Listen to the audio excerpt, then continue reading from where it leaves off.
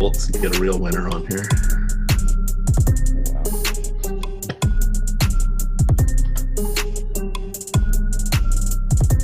All right, Awesemo, here we go. It's your old pal EMac coming to you not on a Saturday morning. It's actually afternoon, technically here, 12:07 on the East Coast. Not quite there for our pal Gundacker, who is in the Midwestern states. Is we call Texas Midwestern? No, we don't.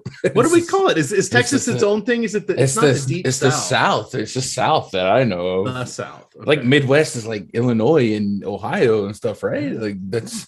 Which makes no sense if you think about it, but whatever. It would also be the Mid-East, right? Probably closer. I had the good part. I got producer Tyler, who's born and bred, lived in Texas this entire life, off kilter already. Gundacker doesn't care. He came down from New York. He's got his own way of doing things. That's why we got him on the show. We're gonna have some fun here today. We have a 10-game slate. That is a big one. There are a boatload of moving parts here tonight, so there should be value abounding. We're not going to worry about trying to dig for it because with 20 teams, 20 teams in the player pool, there's going to be plenty. There's also a dozen teams that are either on the back half of a back-to-back or are going to be playing tomorrow. I was loosely counting it. There could be 14. I started losing track. I should have written it down. It's in the run sheet individually, so we'll cover each team.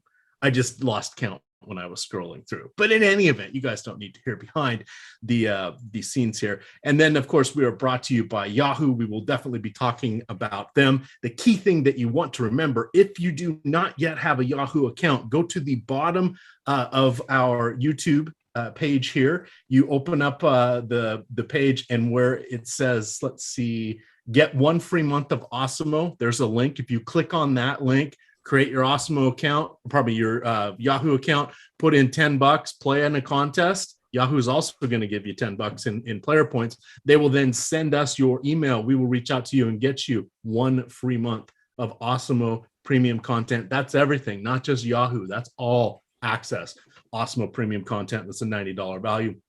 You'll definitely want to check that out. Free content today. We have the NBA player projections. We have the NHL player rankings. Of course, Adam Scherer's deep dive article will be posted in about 2 hours. You've got the DFS building blocks. That's free in front of the paywall. That is courtesy of me. Courtesy of Awesemo. I write it, but that's posted now. And you will get Terry writing a tournament leverage article discussing how to utilize the boom bust tool.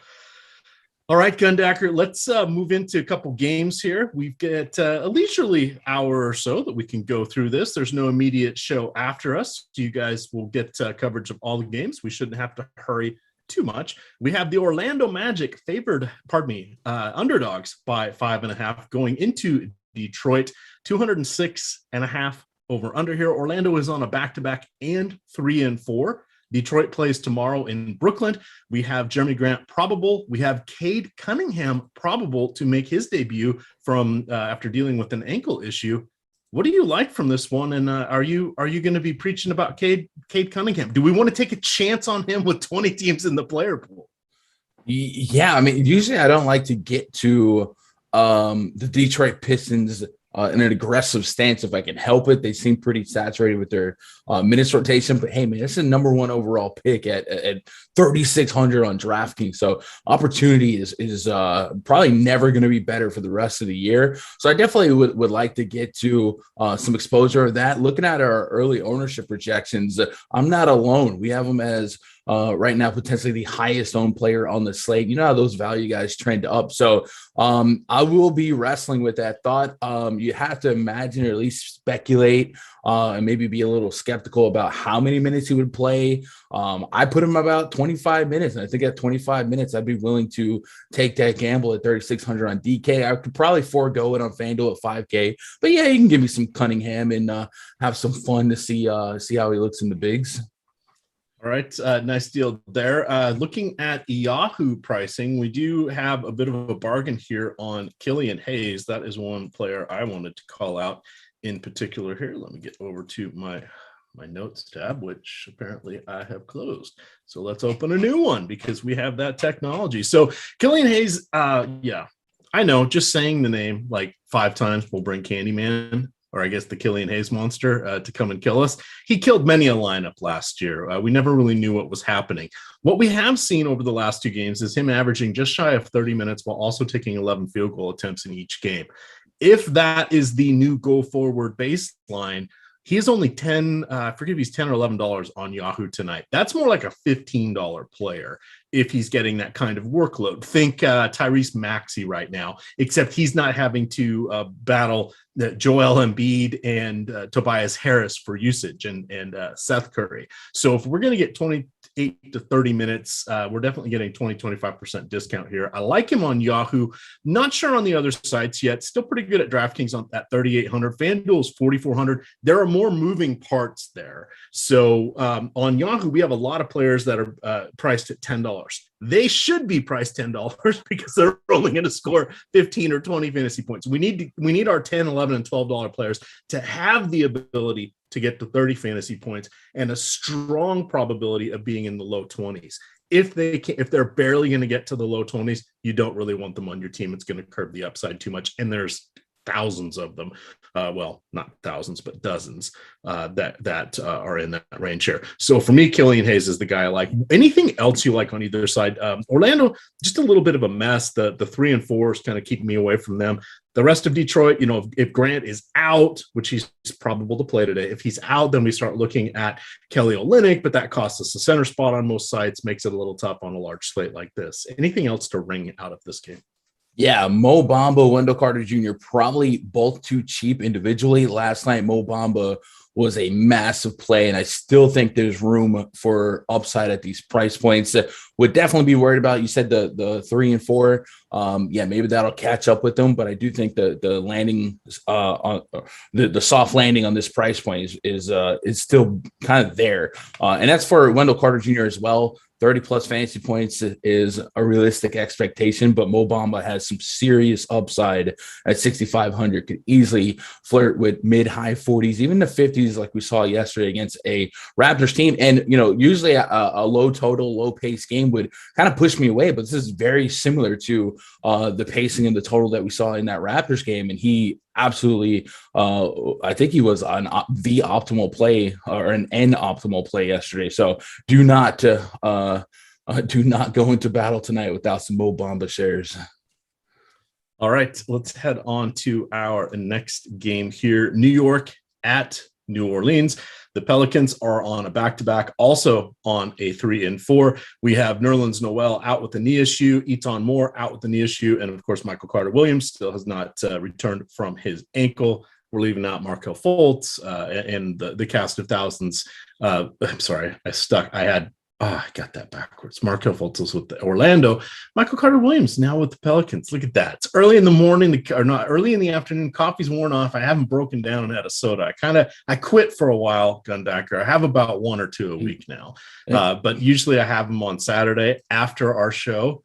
Our show's later today, so I'm dragging a little bit here. But we have New York versus New Orleans. What do you see here? We have Julius Randle, bit of a remember me game, not so much, but we have Julius Randle who's playing 38 plus minutes per night, getting a boatload of usage. A little easier to key or to not to key on him this year now that they've added Kemba Walker, they've added Evan Fournier. Just give some other options there. Now you've got players that were starting last year that are in the deeper part of the rotation, like Alec Burks. They're perfectly functional guys. It just gives more people that the opponents have to cover. Not that the Pellies play much defense anyway. Start us off with Randall. Where is he ranking amongst the top end players for you, or the top projected scores? His price is not quite there with the superstars. The projections could be tonight, though.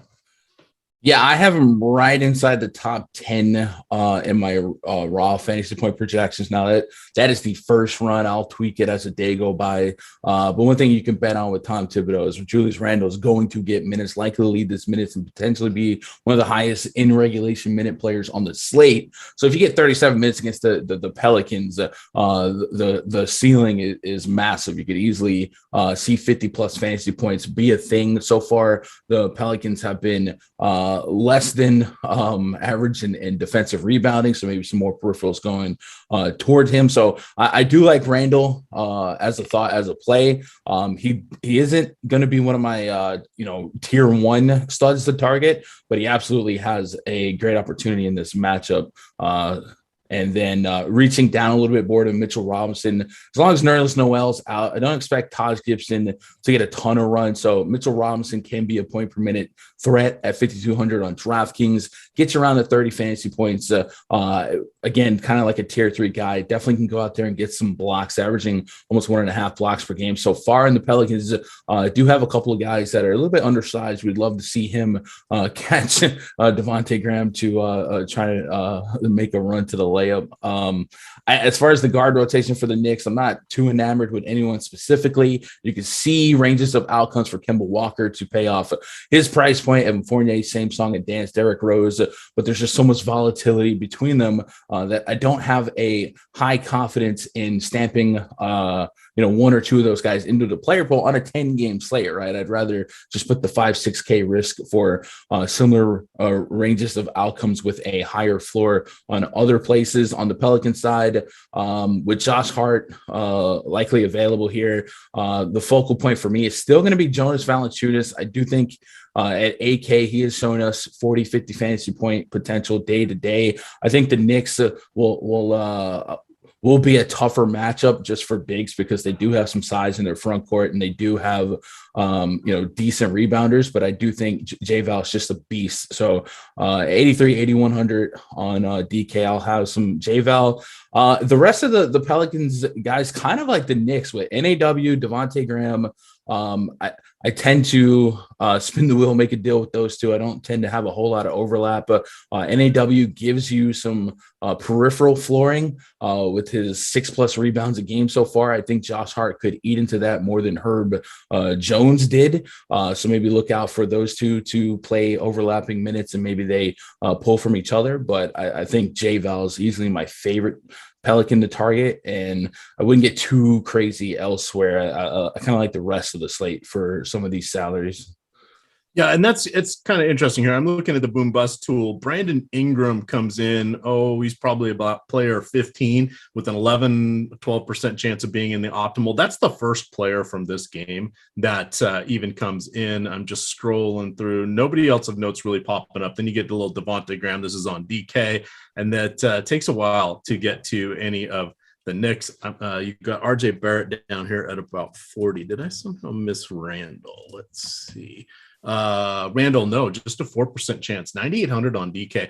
I'm skewing a little bit to Yahoo. I did write their article this morning. I believe he's 44 over there. He was on my short list of someone I was going to write up. That is about the equivalent of an $8,300 price tag or so over there on DraftKings, probably just under a 9K price tag on FanDuel for perspective. So you can see you're getting a little bit of a discount for him over there on Yahoo. The one thing you want to remember about our sponsor site, they do not have the double-double, triple-double bonuses. You do get 3 points for blocks and steals. Surprisingly, Randall does not get that many blocks, generally less than one per game. He started off the season with a few extra, but that will likely normalize back to his career numbers, and nothing particularly exciting there. It's sort of like when you get the random Goran Dragic, 4-block game, or Alex Caruso 3-block game, right? It's just like, all right, you're not going to get any for another week or two. Great. It happened in that one game. It's not replicable by any stretch. All right. Anything else on this one? No. No, I got it's just really a kind of a deeper. You would think for like a Thibodeau team, I'd feel more into the starting guys. Maybe RJ Barrett has a little bit of meat on the bone and he just kind of gets lost in the shuffle today. But for the most part, Randall and J-Val are my favorite looks from this one.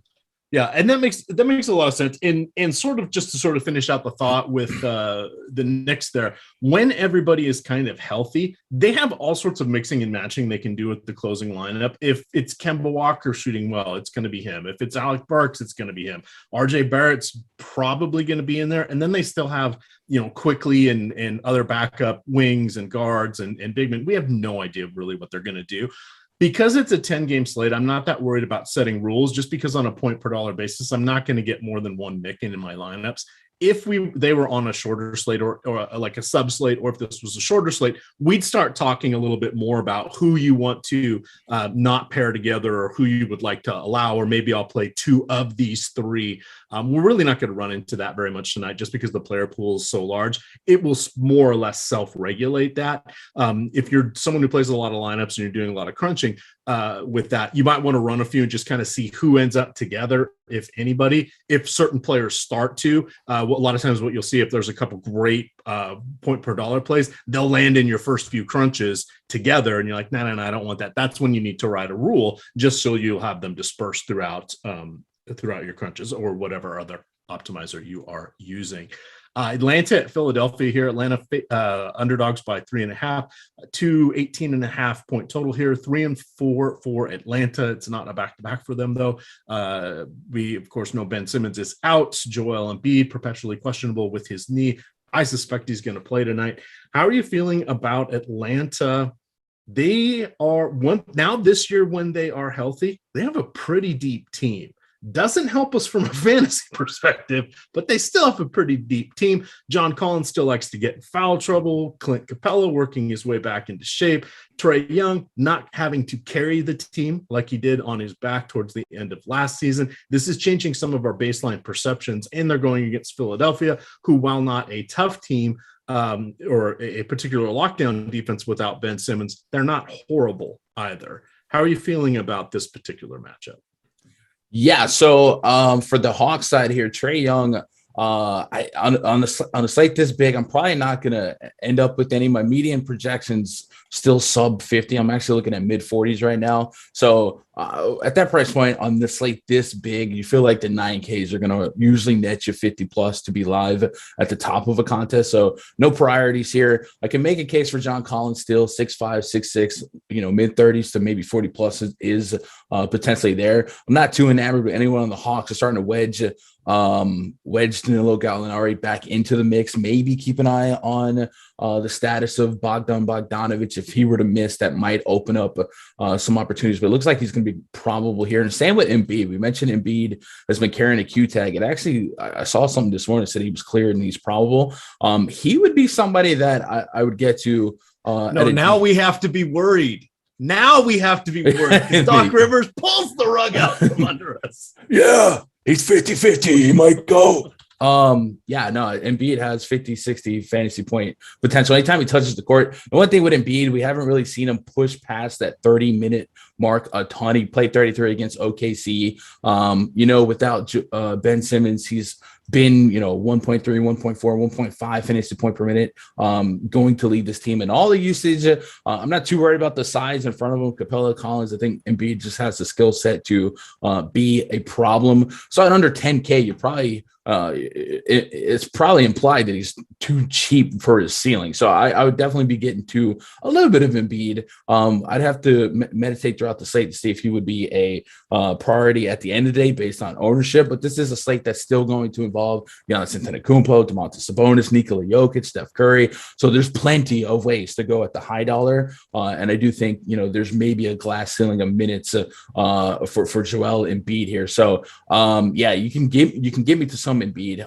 Maxey and Seth Curry. Maxey's a little bit more intriguing. At under 6K, I can get to 30 plus pretty often in my runs, but nothing that's going to make me feel like I have to high tier it or anything like that. Just something that I throw in the mix here. But I'd probably say John Collins and Joel Embiid are my two favorite names in this game.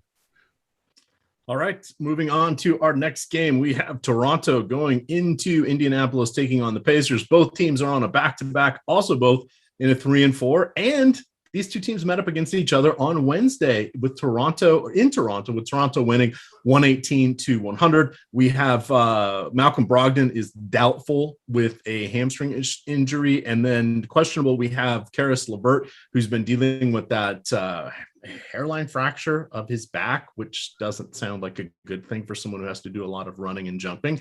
So we'll see what happens if and when he comes into the mix. Makes it, if he's going to be in, makes it a little bit tough to start looking to these other players, even if Brogdon is out. We have Jeremy Lamb was a little bit dinged up yesterday. He should be good to go. And forget, was it TJ O'Connell was the other guy? I think he was a little limping there at various points. What are you thinking about? Let's start with the Pacers first, because then we'll talk about the man, myth, and legend, Fred VanVleet next. The first thing is EMac. There's a guy on the Pacers yesterday that outscored LeBron James, Kevin Durant, Nikola Jokic, Domantas Sabonis, Damian Lillard, and he was $3,100. And he's $3,100 again today. And I don't know if this is a one-to-one correlation in the absence of Malcolm Brogdon, but the Denver Nuggets version of Torrey Craig was not what was playing basketball yesterday. Torrey Craig had 28 real points. Scored a week's worth of production in one night, Gundacker. We should not even say his name. It's bad luck. Lightning will strike. I mean, I don't know. So it feels like, was it 3 nights ago or 2 nights ago, Maxi Kleber went ballistic, and then you're like, well, if he just gives me half of that the next night, I'll take it. Is this a similar scenario here for Torrey Craig? I don't know what's real and what's not. Like, I think it's easy to at least say, yeah, without Malcolm Brogdon, somebody had to step up. My money was on Jeremy Lamb. EMac, I felt like a genius going into that game. Bruce Brown had just really dumb ownership on him. And I was like, anytime Bruce Brown's chalk, I make money. I was like, here's what I'm going to do. The field can have Bruce Brown. I'm going to play Jeremy Lamb. I missed it by like 1 seat on the bench. If I would have landed on Torrey Craig, man, I probably would have retired. That would have been it. So yeah, I guess we wrestle with, or the field can wrestle with whether or not to play Torrey Craig. I would say that, 3,100, maybe we leave the opportunity there, but hopefully Brogdon and Karis LeVert and guys like that can maybe will their way into this game, and we don't have to wrestle with that. You mentioned Brogdon dealing with that. He's dealing with a hamstring right now. Was out yesterday. We'll see if he gets closer to in. I haven't heard anything from Carlisle or anything like that. On the Raptor side, last night, Scotty Barnes, big time play. I don't mind going back to that. And then your boy, Fred VanVleet, sell me on him. Well, I shouldn't have to sell you on him. I'm going to sell everybody on him, because Fred VanVleet is one of the keys to unlocking 30 free days of Awesemo premium content. So we've got a deal for you gamers out there. All you got to do is play in the Fred VanVleet fan club contest. It's my pinned tweet. I'm going to drop the link. All the details are in there. If you win that with an Awesemo avatar, you will get 30 free days of Awesemo premium content. You just if you're already a member, reach out to me in Discord. If you're not a member, reach out to me on Twitter. I will get you set up with the coupon code that will get you those 30 free days of all access Awesemo premium content. Now, the fun thing about this contest, it's user created, so it's only 10% rake. I have to play Fred VanVleet, which the other night was not so good. And then the other thing is I've moved it to 75 people. So it's been filling a little more quickly, and I'm not having to chase people down at the end. So top 15 are paid out, and it's good to go. So basically I'm now doubling the prize pool for you guys for the winner. We did have a winner with an avatar 3 nights ago. I didn't check last night's contest, but if you also rep that Awesemo avatar and finish top 3 in any contest, didn't say any amount of money, any contest, we don't worry about the entry levels, of 5,000 people, finish 1, 2, or 3, can't be tied, it's got to be 1, 2, or 3, you will get 30 free days of Awesemo premium content. Just tweet at Awesemo_COM and Awesemo Hall of Fame. Rep that badge. We like to celebrate wins big and small, but you get one of those mathematical tricky ones, we're going to reward you with 30 free days of Awesemo premium content. That said, I'm not doing cartwheels for Fred VanVleet tonight. I think it's an adequate spot. It's not great. Without Pascal Siakam, without Kyle Lowry, this team has changed a little bit. While he is getting a fair amount of usage, the whole opposing team knows he is going to be their primary scorer. Clearly, he may or may not be up for that. I know he is an athletic specimen. Have you ever seen a more sculpted and fit person in your life? No. Okay. All right. He's a little doughier than everybody, a little shorter than everybody, but he still gets it done. You don't have to play him on a 10-game slate. I'm not sure we need to go there. But do you like him? Do you like any of the other Raptors? Because points are going to be scored.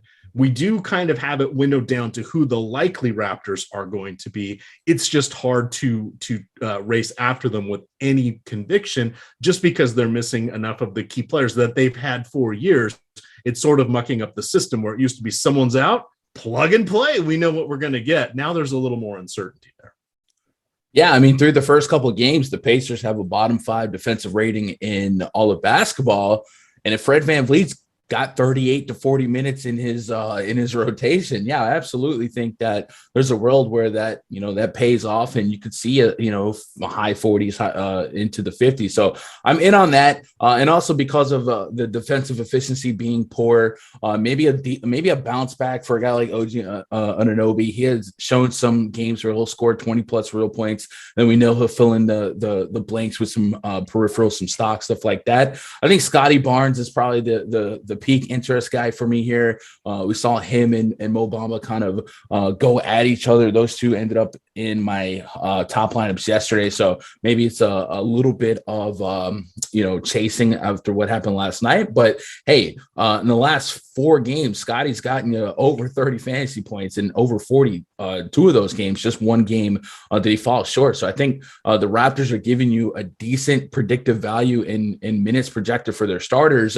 And if you're going to, get an opportunity against one of the worst defenses in the league in this young season, I think the prices are a little too low on a couple of these guys. And I think in a vacuum, Barnes could get there. VanVleet can get there. Anunoby, I don't have a high level of confidence in that, but I could see him getting there. This is where I would set rules, EMac. I did it yesterday as well between the Raptors and the Magic, where they were priced where I could see guys have meat on the bone individually, but you feel like on a bigger slate, 10-game slate, how often is there going to be coexistence between 3 guys to hit their ceiling to be optimal at the end of the night? So I probably wouldn't want more than 2 Raptors in a lineup, just thinking out loud this early. But Barnes and VanVleet would be my 1 and 2.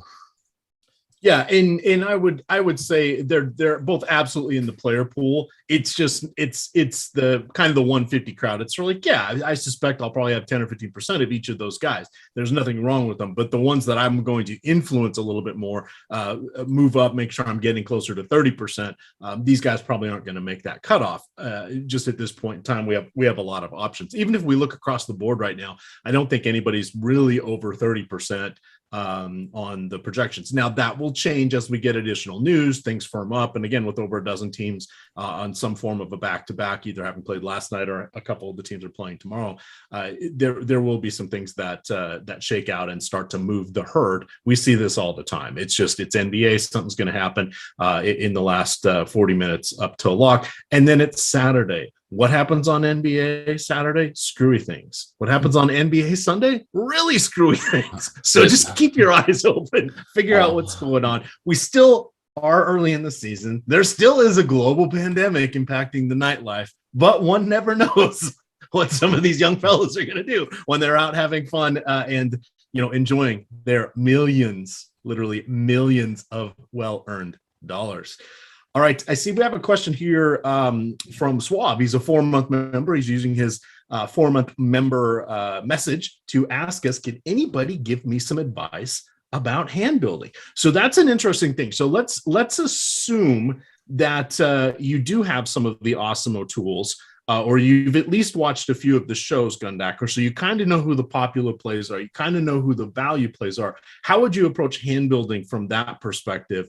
Assuming you don't have obviously you do not have an optimizer, but you at least have some loose knowledge of what's going on. Maybe a free tool here or there, but not the official everything.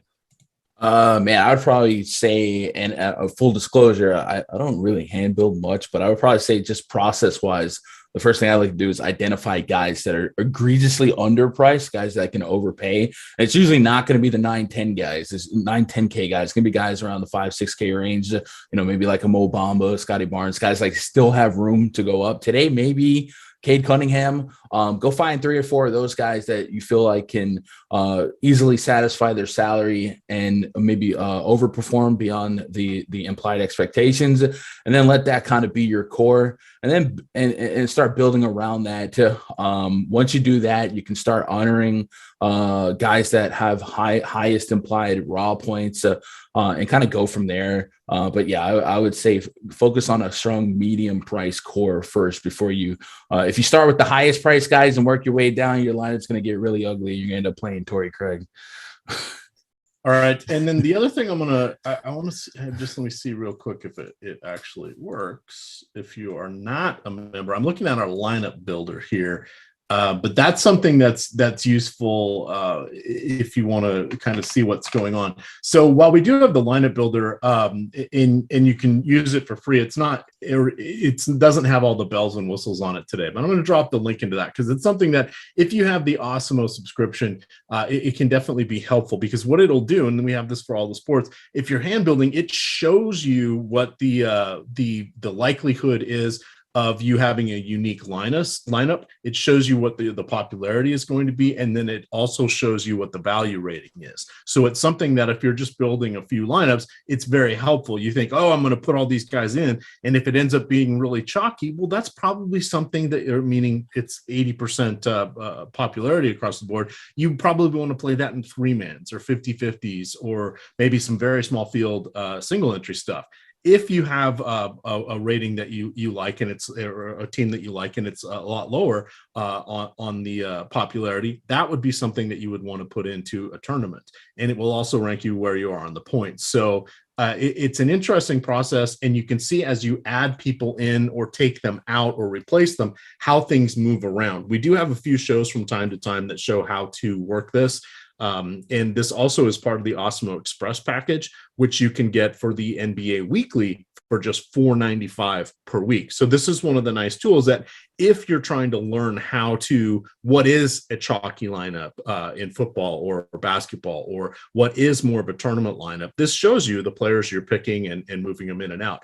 When you have the Awesemo Express package or the premium package, this will come. It will show you the player points. It will show you the ownership, a roster ship of each player, and it's a very handy tool just as a thought exercise. DFS has now been around. This is my 10th season playing NBA basketball for DFS. We often forget that, hey, there's a lot of people that may have been 10, 12, 15 years old when this started. They haven't been playing it this long. So it's always good to bring things back to the basics, just so you can sort of see the inner workings and mechanics of how to build a lineup that can be good and yet differentiated within it without playing bad plays. I think that's the key way to go on this one.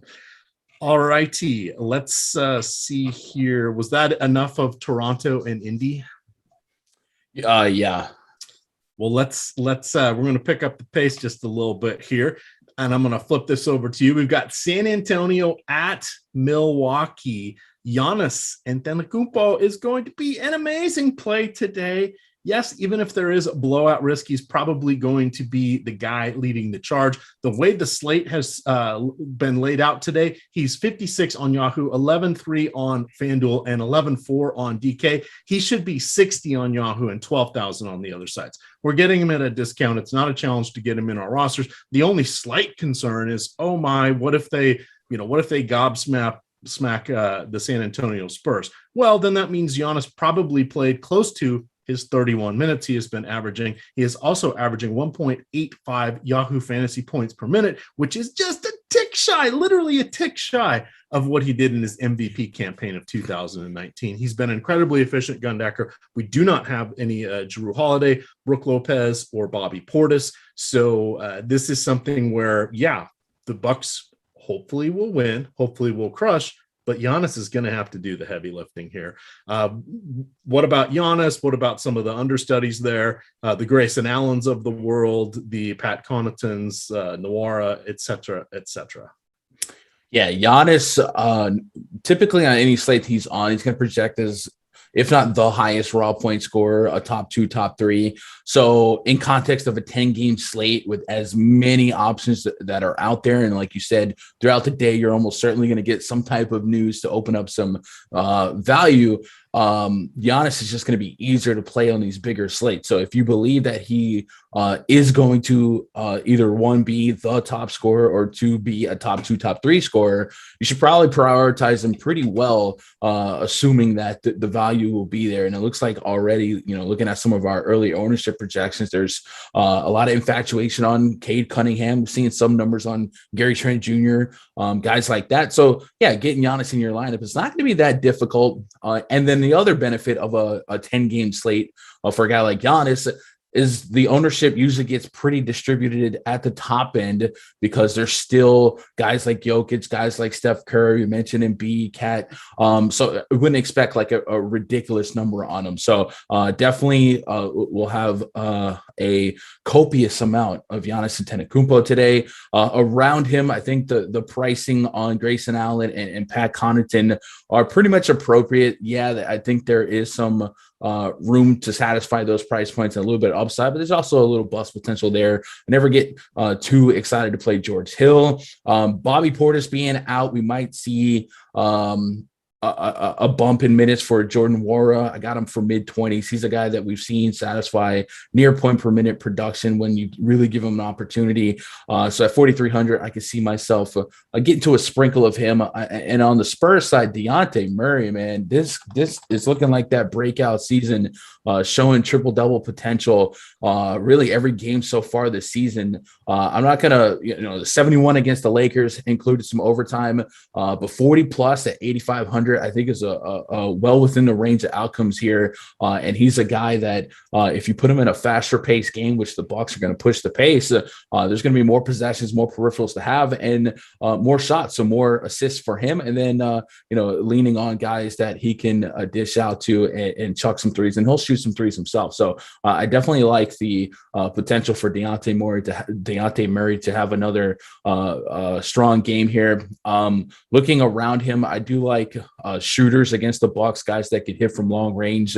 Without Doug McDermott in this one, Derek White might be the guy I lean on a little bit more.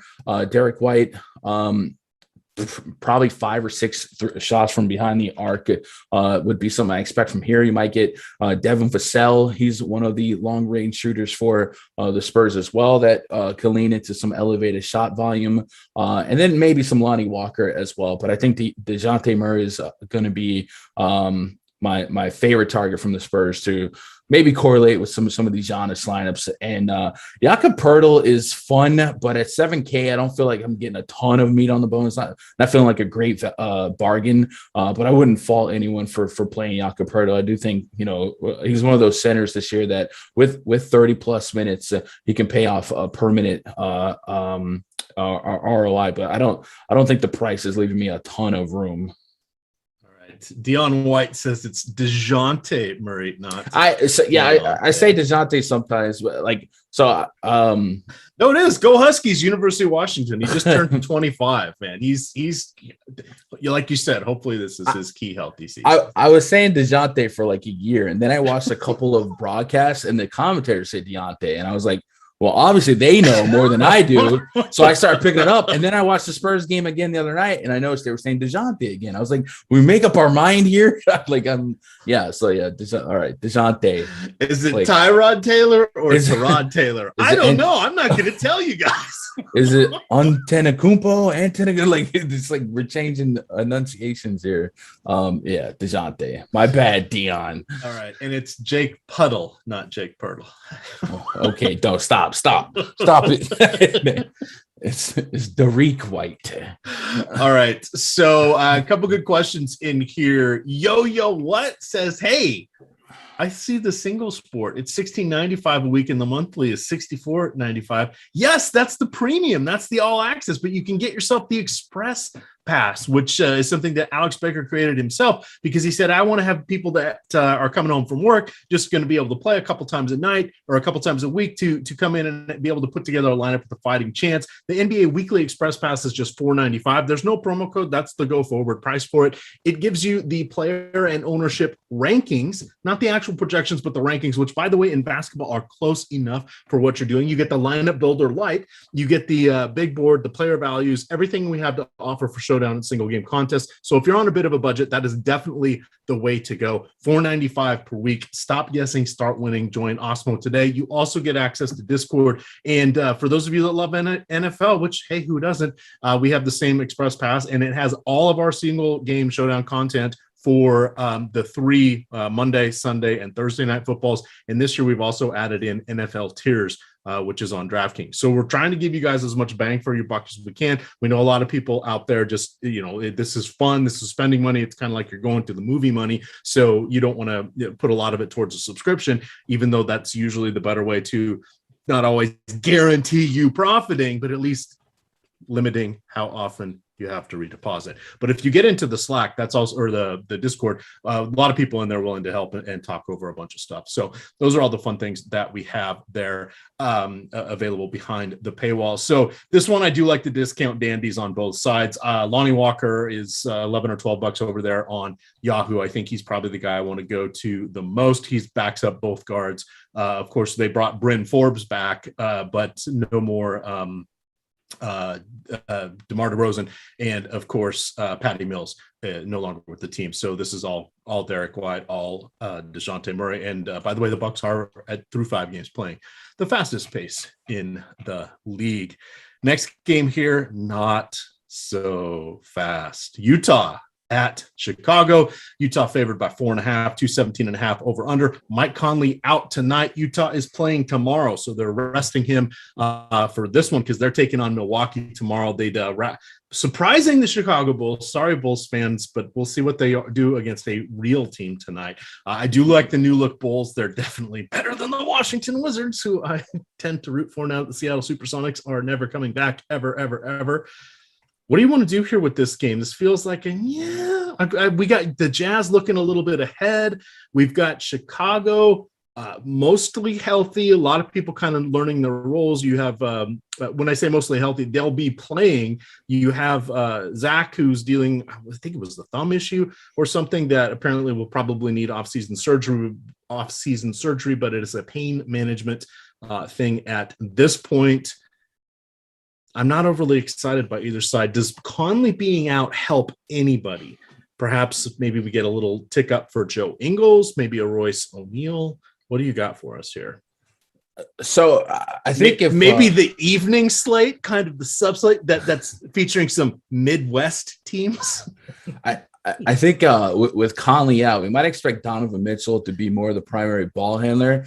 And looking back to last year, when Conley was out, we saw Donovan Mitchell actually average 1.3 DraftKings points per minute, and that was easily the most on the team. So I would probably be my starting point. I know there's going to be people that are on Ingles if he starts. I actually think that might be a step backwards for Ingles in terms of fantasy production, and maybe that would pick up some upside for Jordan Clarkson if he were to be the guy off the bench running the second unit. So Mitchell and Clarkson kind of stand out to me if Ingles started, and then Donovan Mitchell's FanDuel price at 8,100 I think has a lot of upside. And then maybe something to watch for with this Bulls team so far. So far, their rebound rates have not been that great, just a 75% defensive rebound rate and the absolute worst offensive rebound rate in the team in the league. And that's a problem going against Rudy Gobert. So maybe Donovan Mitchell and Rudy Gobert are a cool $16,000 combo on FanDuel, and a little stock potential as well. The Bulls will lose Patrick Williams, but I don't think that's going to be not going to be a ripple effect in the waters in terms of usage. He was easily the 5th option anyway. But just seeing what the Bulls would do with that starting lineup, I guess would answer some early questions. Is it going to be Javonte Green? Do we see some DeRozan stretch out even more so? Do we see Tony Bradley pick up some minutes? A revenge game for Tony Bradley. But yeah, I think Mitchell, Gobert, and Jordan Clarkson would be the Jazz that I circle here. I don't feel like we're getting a fantastic deal on any of these Bulls and their individual price points. Maybe FanDuel leaves a little bit of meat on the bone for Lonzo Ball. But Levine, DeRozan, and Vucevic all feel like they could eat at each other's floor and ceilings. Yeah, maybe there's going to be a world where one of Levine and DeRozan, one of those two are probably going to be the preferred play, but I think on a 10-game slate, I don't want to guess too much. But I do like leaning on the 3 of the Jazz here, and then on FanDuel, I'll get to a little Lonzo Ball. All right. Yeah. Hat tip there to Tony Bradley. 5 years in the league, 4 teams. Got a lot of remember me games going on here this season. Excuse me. Moving on here to Miami, back to back for them, 3 and 4. Memphis without Dylan Brooks. We've got Kyle Anderson dealing with a calf strain. Miami ended up being kind of, pairing Butler and Adebayo seemed to be the good teams I had. I didn't necessarily need anybody on the other side. Last night was really, really a weird score. A lot of the popular plays just kind of died on the vine there. Torrey Craig, while I did have him on the 4% on the express slate, didn't have him at all on the main slate. I only had 2 lineups for the night make it over 300 points on DraftKings. The vast majority of my lineups were between 220 and 240. It was an unmitigated disaster. Yet I still doubled up my money because I had a couple lineups break free. And that was all it took on a night where the chalk was washed away like tears in the rain. What do you want to do here with Miami? We know where everything's going to be consolidated. They're sort of easing Kyle Lowry into things as we go here. We know that Kyle Lowry can play a gazillion minutes, but at some point, Father Time is going to catch up with him. He is not the ageless wonder. What do you like from our Miami side here? Can you pick a hero out of this lineup?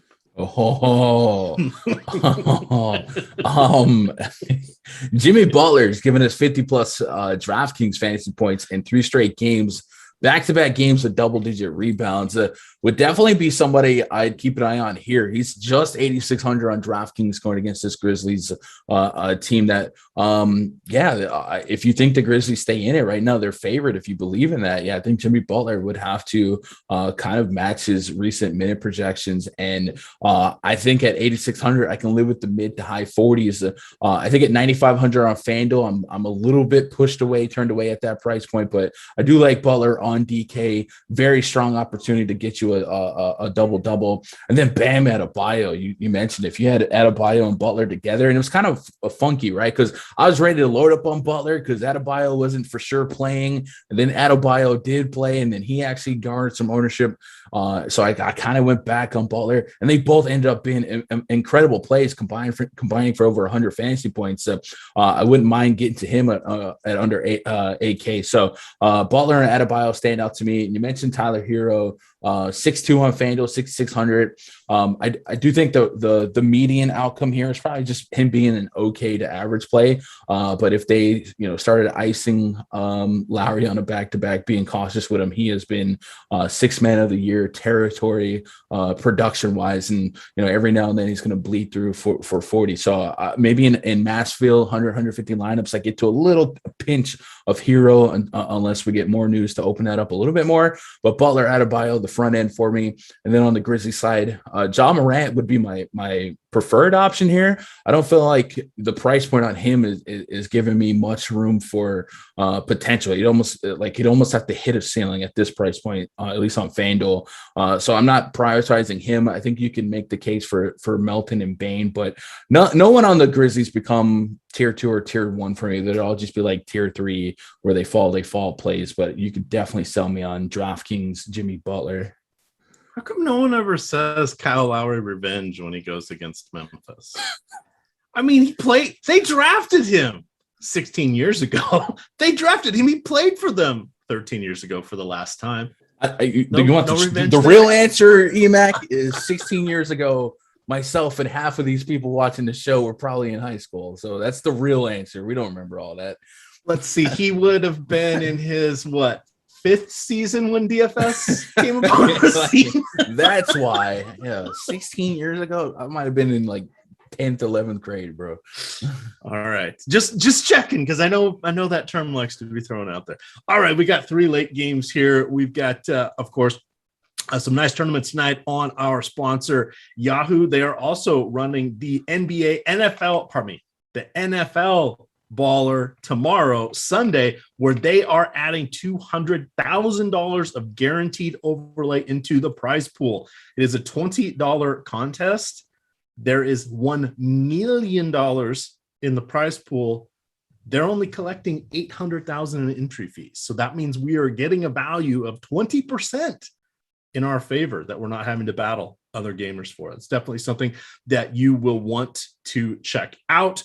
We've partnered with them to bring some great offers to you. Currently, we are offering, and this is limited time, we are going to get you 1 free month of Awesemo Plus Platinum. All you got to do to qualify is be new to Yahoo, sign up for your account via the link that's below us in the YouTube page here, deposit $10 and play. That's it. Yahoo's going to give you another $10 in player points, and then they're going to send us your name after you play in your first paid contest.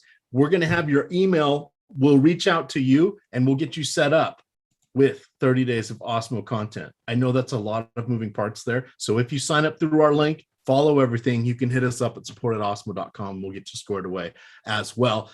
Usually it takes them 24 to 48 hours to send that information over to us. This used to be 2 months. Now it's 1 month. Do not dilly-dally. Take advantage of this offer that Yahoo is providing for you guys today. 3 games to go here on our evening, or our late night triple hammer, sort of ish. Did you see that Tyler notice? Tyler said he was 7 years old when Kyle Lowry was drafted. That doesn't hurt so much right here. Not so much, but right here. He's another movie reference Tyler's not going to get. He wasn't even born. No, you better know Tommy Boy. Come on, Tyler. We'll see. Come on. It's stoner movie, Tyler. You have to have seen it at some point. All right. Shots fired. Oklahoma City at Golden State. Questionable. We have Damian Lee with the shoulder. You've got also Juan Toscano Anderson. JTA questionable with an ankle. You have Oklahoma City underdogs by 12.5 points, 220 over under in this one. Steph Curry has been absolutely phenomenal. We did see this matchup, and yeah, guess what?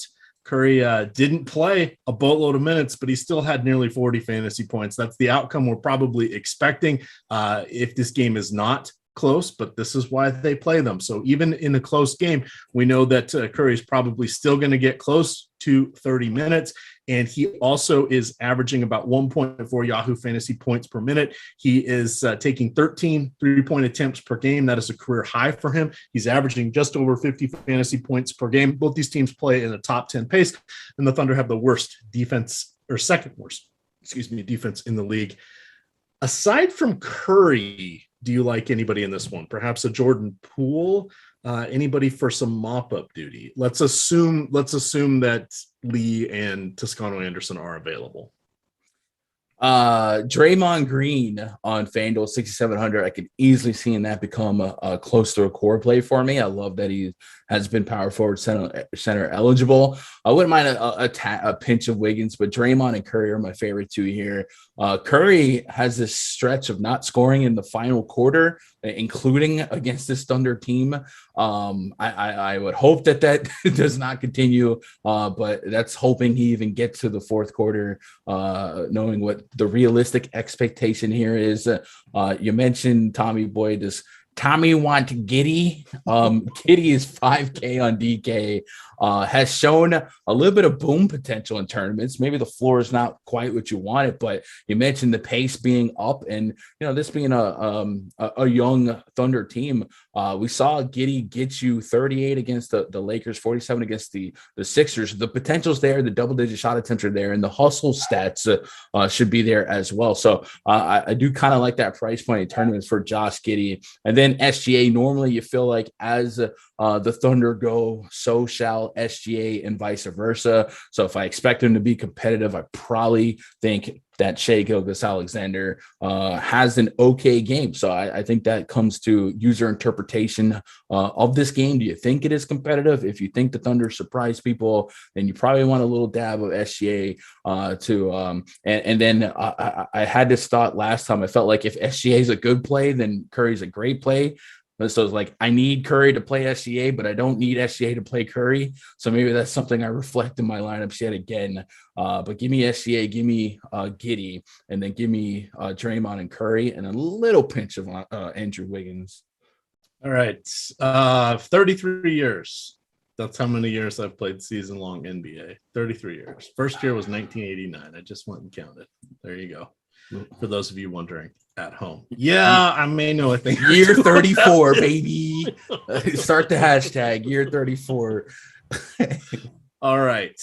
Let's move along here before I have to go take a nap after my prune juice. So we're going to go to our next game. 2 left before we are mercifully out of your guys' hair. We, of course, have another 7 hours of shows after us. We've got all sorts of stuff in the can, including On the Contrary, which was recorded yesterday with Dave Loughran, Alex Baker, and Brian Hooper. You know him better as Brick75 over there on the NBA DFS streets. Of course, he plays all of the sports. We have Denver at Minnesota. Denver is on a back-to-back. They play Monday in Memphis. Minnesota, surprisingly, 2.5-point favorites here. I went and took the Denver money line. Last night, Denver rolled Dallas so badly that Jokic only had to play about 25 minutes. He sat the final 16. The reason that's important, he sort of tweaked his knee in Utah earlier this week, and there was some concern. Seems like he's sidestepped and avoided any major injury. It was good to see him out there last night. He was effective in the minutes he played, did not look too hampered at all. But of course, with that game on tap tonight, they gave everybody, most of the starters didn't play in the fourth quarter. How are you feeling? One, I know we wager occasionally. Doesn't this feel like it should be Denver that's favored? It felt good to get the money line there. On is that Denver? Are there one of the 3 and 4 teams that you have listed? They are Utah, Denver, and then Minnesota. They are on a back-to-back. They're not a 3 and 4. Oh, okay. Yeah, it does feel that way, knowing what we know with last year's knowledge. I'm double checking that real quick just to make sure that Utah game was on Tuesday, but let me check.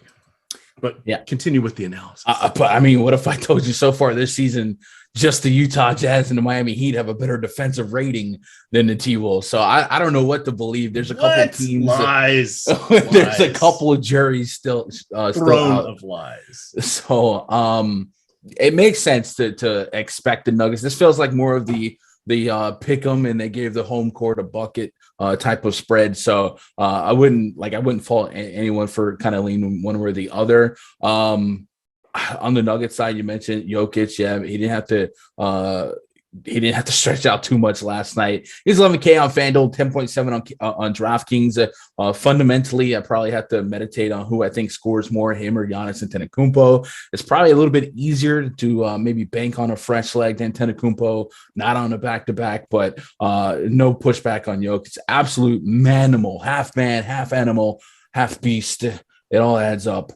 So if you think Jokic could get you 30 plus minutes, we haven't seen competitive basketball one way or the other for the Nuggets last couple of games. If he has to go his full potential, is 33, 34 minutes, he has the potential to drop 70 plus fantasy points. And that would be the nuts. You would want that. So I definitely have a hankering for some Jokic here. And then around him, there is room for potential on Will Barton's price, Michael Porter Jr.'s price, in a looser case, Aaron Gordon. They become somewhat stackable with and without Jokic. I don't want to get too many Nuggets in the same lineup, but I just thinking out loud, I'm probably projecting regression for the T-Wolves defensive efficiency, right?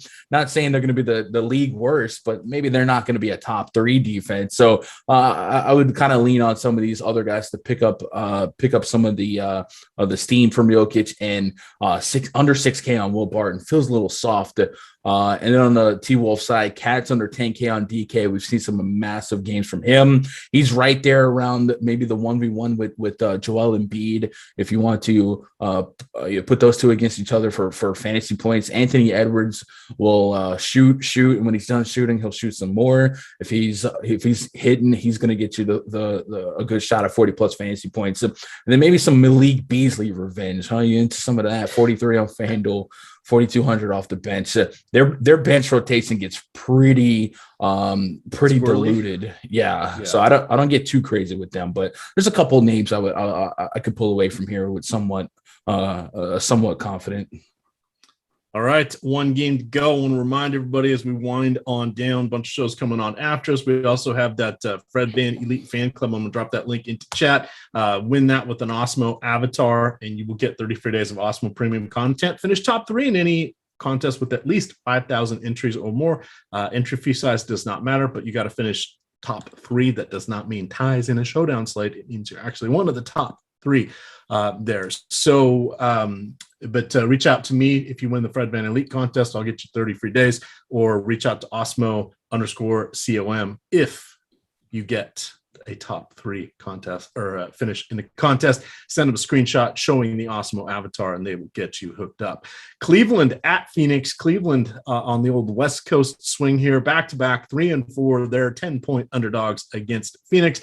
Isaac Okoro out with a hamstring.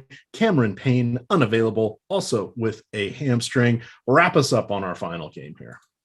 Yeah, so we mentioned that the Minnesota Timberwolves have a top 3 defensive efficiency, and that seems a little unsustainable. Well, the Phoenix Suns have the second worst defensive rating in basketball, and that seems like it's going to stabilize a little bit. So we're maybe dealing with some short sample size in the league, creating some anomalic numbers so far, EMac. So I anomalic might actually be a word. I don't think you've tried hard enough to invent that. I get called every time I mention it, but I'm pretty sure it has to be a word. Like, I don't feel like anyway. So I kind of expect, a lower scoring, slower pace game here, 215 total. Cavs catching a back-to-back. Kind of the wheels fell off from them last night, right? First half, there was a lot of Lakers look bad tweets, and then the second half, it was crickets, and the Cavs just they lost steam. Individually, though, I do think guys like Jared Allen, 6,200, they have individual upside at their price point. And then we saw the Ricky Rubio game again, and this one didn't coincide with Darius Garland being out. Rubio went out there and had a pretty efficient fantasy game, 37 DKP, 15 shot attempts, only hit 6 of them, but did enough of everything else, including 3 steals, a couple rebounds, and a couple assists that, maybe we start keeping him in mind as like the hero-esque pivot for a little cheaper at this point. And then, maybe Kevin Love gets a little softer minutes diet on a back-to-back. On the Sun side, DeAndre Ayton at 6,500 on DraftKings still feels like almost an implied double-double at this point, averaging over a double-double so far this season. So I'm in on that. The defensive rebound rate for the Cavs, not as good as many might think it is. So I do think 6,500 is a little too soft on Ayton's price to not have a little bit of exposure to that. But generally, I'm not going to be super high on this game just because of the pace, the spread, the total, all that good stuff. I think most of these price points of guys I would play have good pivots in other games. I mentioned Mo Bamba, versus maybe that Ayton price and that Allen price. So something I'll have a little sprinkle of, maybe a late night hammer bleeds through and helps me out, but no priority plays in this game.